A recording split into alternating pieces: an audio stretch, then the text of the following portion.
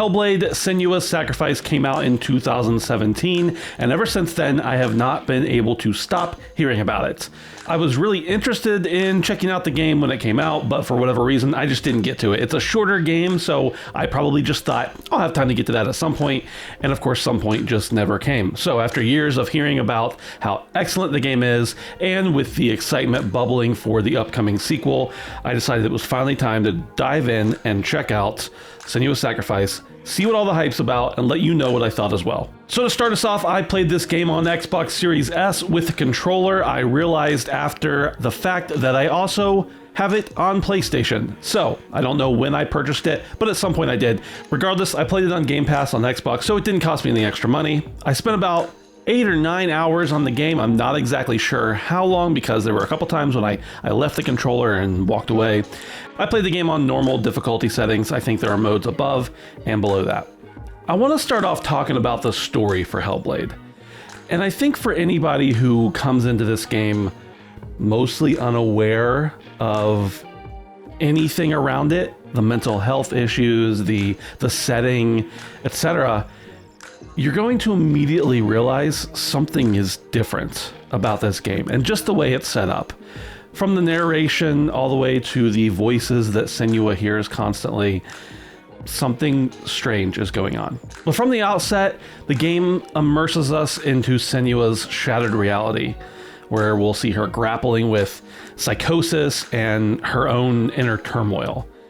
And as we accompany Senua on her journey, we become really connected with her struggle, and we witness firsthand the different manifestations that take place as her trauma and her doubts and her fears.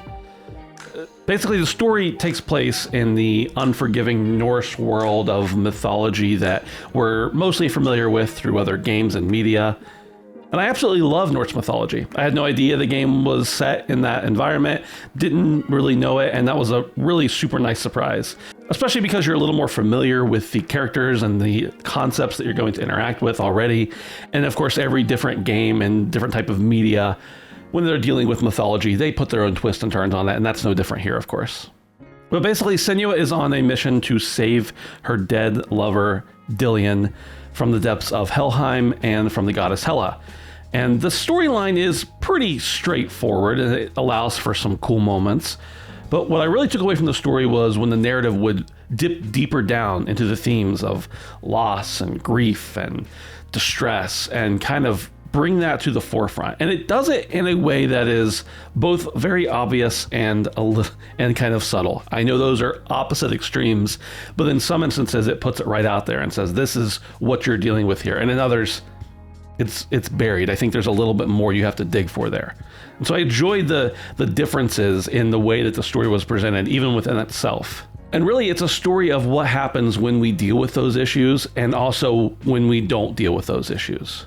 Now, I'm not an expert in mental health or anything by any means, but I've listened to both the developers talk about these things, as well as, had some experience and discussion in my life before this game that gives me a little bit of an insight, but nothing more than you or anyone else who plays the game might have. And I felt that the way that the game deals with the psychosis that Senua struggles with, and the way that it ties that back to family tradition and heritage and just simple genetics, and the way that it ties how we deal with loss and grief and how we deal with all the things in our life that cause us issues can be exacerbated. And how when we struggle with those issues, if there are other things in our life, other traumas, other things like that, they of course can affect you differently depending on your mental health situation. And also the way that you deal with those things, regardless of your situation, can dramatically determine how that affects your mindset and your psyche and the way that you process things. And so obviously, I'm not saying there's just a simple way you can deal with something, an event in your life that takes away the psychosis or something like that. But just the way that the developers sought to intertwine that with Senua's character and to make it an inescapable part of her that she has to deal with and struggle through these other things with as well, I thought was really fascinating. And again, I'm not any kind of expert on other issues like that with mental health or sickness or illness or anything like that.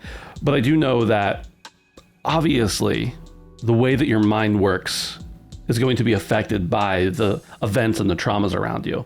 And I think it's really interesting the way that the game deals with just the fact that even when all else is lost, there is a little glimmer of hope you can latch onto. And I think that was displayed pretty heavily here in Senua's story. So I'm not planning on getting into any spoilers here, but there may be things about the game that if you haven't played it that you don't want to know. I'm not sure. I'm not going to tell any major story spoilers, but just a fair warning, I'm not going to totally pretend like I'm not going to talk about the game at all either. And so even though I don't really want to get into too many spoilers or that kind of territory, I do want to just mention the other characters that we meet or that we are introduced to in a variety of ways.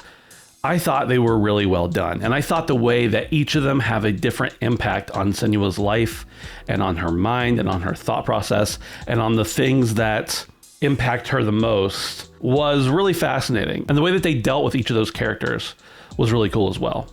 I also thought the fact that for a couple of them, you had straight up just video of the actors playing those characters inserted into the actual gameplay and into the environment that we were in already, and how it didn't look weird at all. It's not maybe character oriented, maybe that's more graphics oriented, but regardless, I just wanted to mention that the other characters in the game, the way that they show their impact upon Senua, I thought was really fascinating. Overall, I thought the story of Hellblade was phenomenal, engaging, moving, etc. I don't think I'll be able to forget this story anytime soon.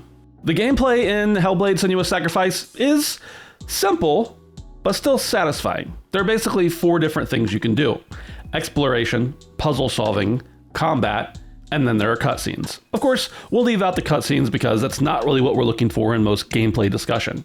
But as for exploration, it's fairly linear. The game does encourage you to look around a bit, but it doesn't really let you off the beaten path too often. Of course, there are some lore stones around and there's some visual clues that expand on the story a bit, and each lore stone is going to tell you a little bit more. It doesn't necessarily impact the story of the game for the most part, but it does add a lot to it that is kind of on the side content that is nice to have. The puzzle solving, in addition to the combat, is the majority of what you'll be doing in Hellblade: Senua's Sacrifice. The puzzles are pretty often going to include finding some hidden symbols, aligning some objects, or navigating through some pathways that you weren't really sure existed before.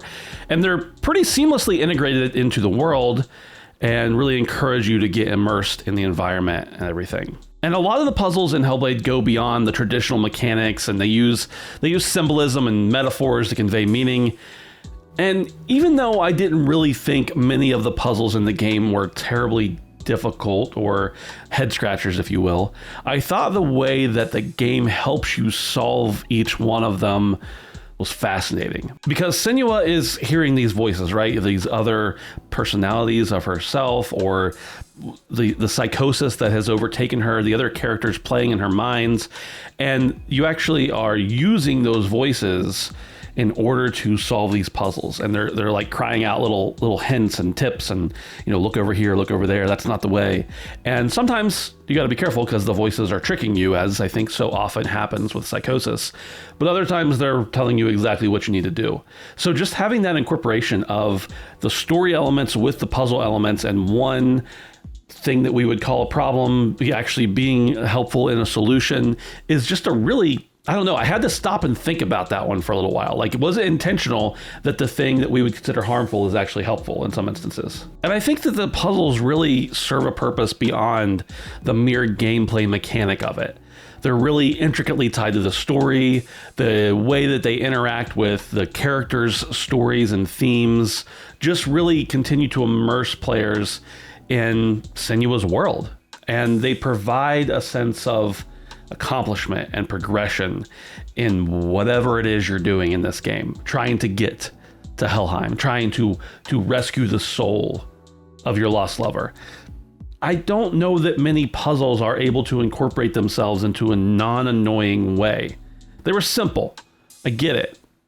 They weren't, the most engaging thing, but the fact of how they incorporated into what you were experiencing as a player, I thought was really fascinating, really neat. Let's talk about the combat in Hellblade.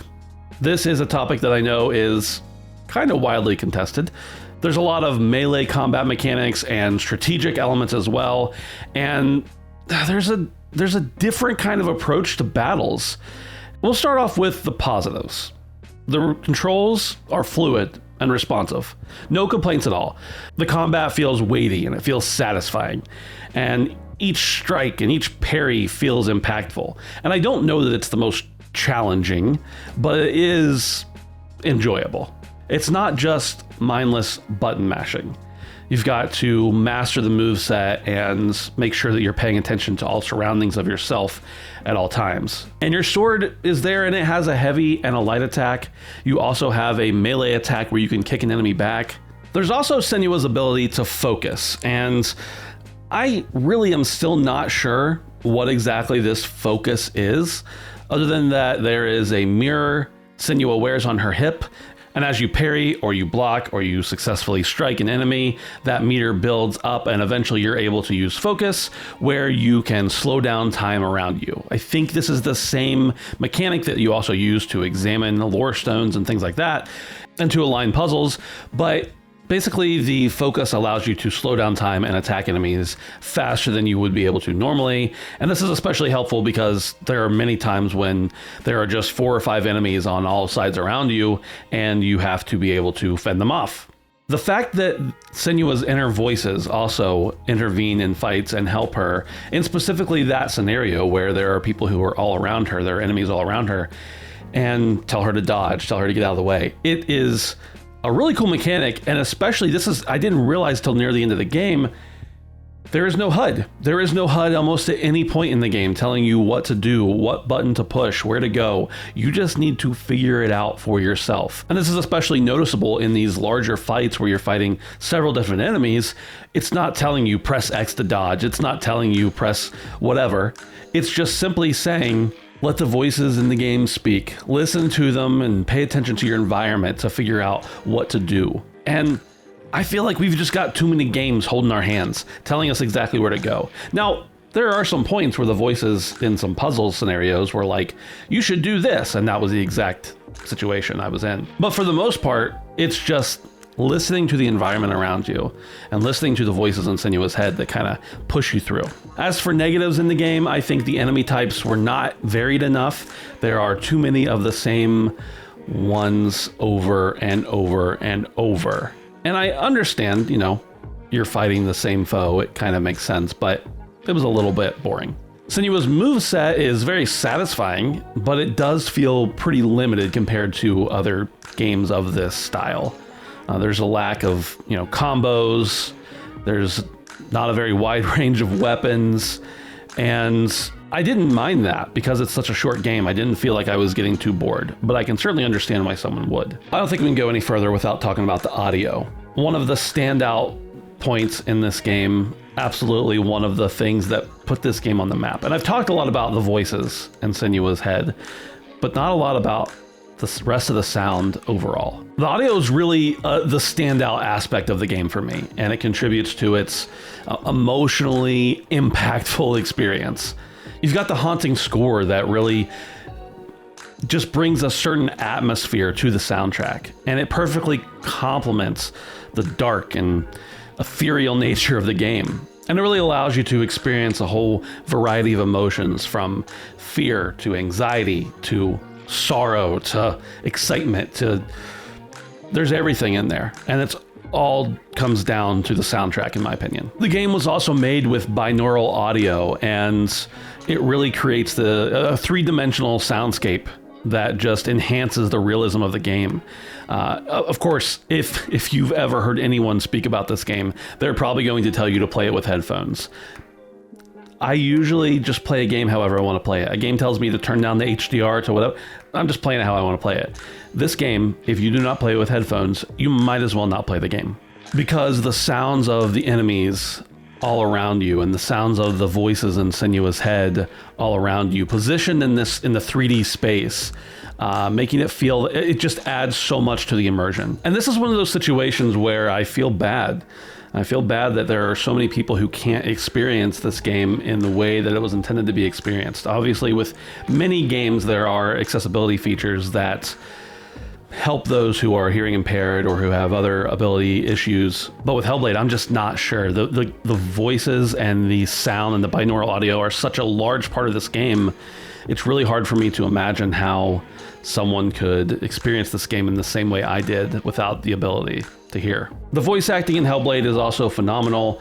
All of the actors who lent their voices to the game are exceptional. The motion capture by Melina Juergens, as well as her acting of the character of Senua, absolutely amazing, especially when you consider she was acting with herself for so much of that time, not having anyone else to play off of. Very much also, when you think about that, captures the idea behind the mental illness that Senua displays. And I just have to say that the meticulous attention to audio design in Hellblade is superb. The haunting soundtrack, the binaural audio, the voice acting, all the above that I've mentioned elevates the gameplay and the narrative. And without those things, I do not think that the game would be anywhere near as good as it is. And of course, you could say that about pretty much any game, and I probably have in the past, but I don't think that anything matches up to the level of importance that sound takes in this game as compared to the rest of the game. It matters so much. As for the graphics and the performance of the game, it is a 6 or 7 year old game at this point. Came out on a previous hardware generation, but that doesn't always mean anything in today's day and age. So I just wanted to express that I played this game on the Series S, as I mentioned before. Flawless performance, had no issues at all. The game looks amazing. I know it probably looked even better in the time that it came out. And of course, looking forward to the sequel here. We've seen some crazy stuff come out about the sequel and some of the boundaries that they've been pushing there. And so I am very excited to see that continue. But I just wanted to assure you, graphics, performance, even on the Series S, which is obviously not as powerful as the Series X, it was great. So overall, I very, very, very much encourage you to play Hellblade: Senua's Sacrifice if you've not already. It's engaging, it's emotional, it's meaningful, it's graphically great, it's fun, even though it's depressing at the same time. But there is always hope at the end, which I think is part of the message that the game is attempting to convey. The game's available on pretty much any modern console except for the Nintendo Switch. You can also play it on PC. And of course, it's on Game Pass via Xbox Game Pass, both on PC and on the actual console. So if you've been watching all the way until now and you haven't commented and you haven't subscribed, why don't you do both those things?